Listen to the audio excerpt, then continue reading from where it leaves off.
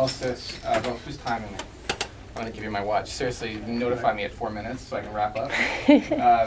So this is an analysis of last year's sales, current inventory, and the expired or withdrawn listings for both single-family homes or attached dwellings, broken out by price range. So that's a mouthful.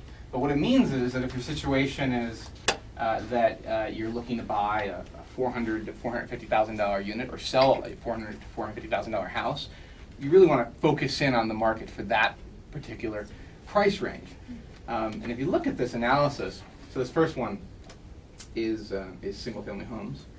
You can see that the red line is the sold inventory, the white bar is withdrawn or expired, and the blue line is current inventory. Sorry, did I say sold inventory? Sold property. So one question I've asked people on the blog is, where would you rather price your home? If you had the opportunity and you were selling a product, which part of the market would you like to be in? And it's pretty clear that at the bottom end of the market, up to even 500,000, or even 550 to 600, there's much more sales than current inventory, and sales volume is much heavier there. It looks like a remarkably healthy component of the market. But as you work your way up in price, it tends to get less so. And above $2 million in this example, and that encompasses quite a bit, you see sales are dramatically less than current inventory, and there's a huge number of withdrawn listings. So this suggests to me that price pressure is mostly on the top end of the market, and the bottom end, I think, will continue to be strong in 2009. The mid-range is a question mark. I mean, no one has a crystal ball. I should probably have written a huge disclaimer on the bottom of this thing saying, don't sue me if I'm totally wrong, or if any of these numbers are wrong, but it looks to me like I wouldn't be surprised to see the price pressure on the top end result in decreasing pricing and more realistic sellers. The stock market's down in half. The buyers are not feeling wealthy, 2 million and up.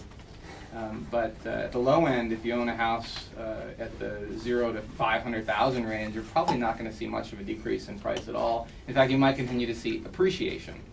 And for guys that own a house, or families that own homes in Martin Acres like Brian and I do, that's good news, because those homes are all mostly are below 400,000. There's a lot of strength there. And we've seen bidding wars, even in this last year, for properties below 400,000. Really? It was a stunner, where the house was in bad shape. There's mushrooms growing out of the patio. There's asbestos in the basement. Like, this house is falling down, and the seller wanted, I think it was like 370, and we ended up bidding 375. We went over asking to get the house, and we were told that if we hadn't have gone over asking, we would not have gotten the house. There was already an offer coming in, and there were competing offers. So that was the deciding factor, was being a few thousand over. Try that at 2 million plus, or even $1 million plus, where withdrawn and expired. You can think of withdrawn and expired as kind of the frustration index, because that's people that have listed their house, and either it's gone right out to being expired, or they've said after listing it for 3 months or 6 months, I'm taking it off the market. Some of which they'll put back on in the spring. That's fairly typical, and Greg can probably speak to that. He's been in the market he's been in real estate in Boulder for a long time. 4 minutes, 30 seconds. Oh, okay, I'm wrapping up. Same thing with attached dwellings. So I was surprised with attached dwellings because there were 700 sales last year. There were only 290 in current inventory.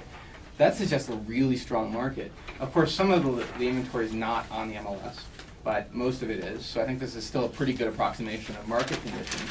And if anyone wants to talk about this analysis in more detail, I'm available either via the blog or in person tonight, or pick up the phone and call me. Happy to talk about anything to do with real estate, discuss your specific situation or what have you, and enjoy the analysis. I'm not going to publish this on the blog if any of you guys are visitors to the blog, but I will distribute it to current clients. So I think that's it. What's the backup? Question? That's for backup offers on the house? Or? Backup. Oh, yeah, okay, so good question. This is question and answers, 5 minutes, right?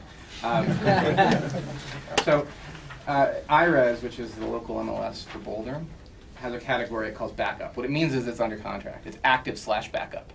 They've got an offer, and they're hoping that they get a second to back up the first one so they can push back on inspection items and say, we're not going to fix anything. We've got a backup offer.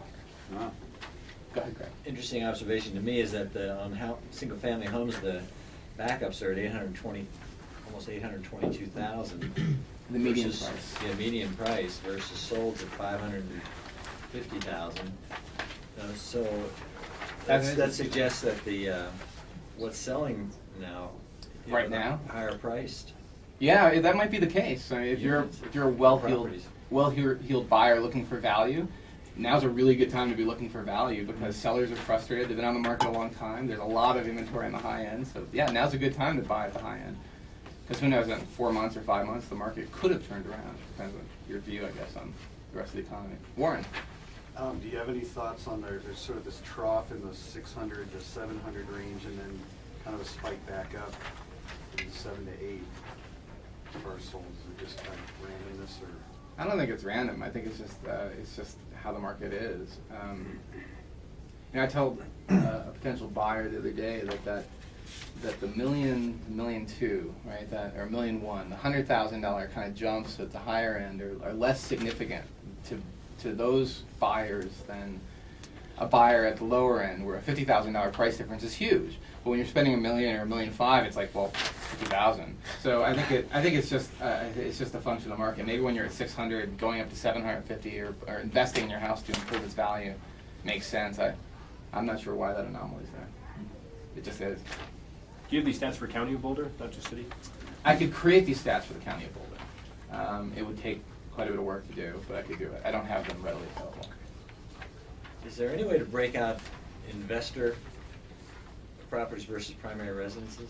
There is, on the MLS, you can designate an income property, but the downside of the MLS is that it's input by agents, and agents, I think, don't always put their property in the right category. It's kind of hard not to say a three-unit triplex isn't an income property, but you're at the mercy of the agent to categorize their properties right. So we could try it. If somebody's interested in an income property and wants to look at the MLS and analyze and is searching for that property, call me and we'll look at it together. How much of the whole real estate market winds up on the MLS? I mean, are they like for sale by owner? Sometimes they bypass the Right, MLS. it won't be on the MLS. So if you sold a house to me and we didn't put it on the MLS, if we didn't list it, it wouldn't show up. It won't show up in here, but Nope. you can dig it out of the City of Boulder tax You could, records and or there is something. tax assessor data to see those transfers. It's less. I think it's less timely information, and it's not as easy to mine for steady analysis. So Yeah. yeah, and the same thing with new construction. Some new construction is not listed on the MLS. Particularly Broomfield, like the big developers, they don't put all their inventory on the MLS. I think I'm probably out of time.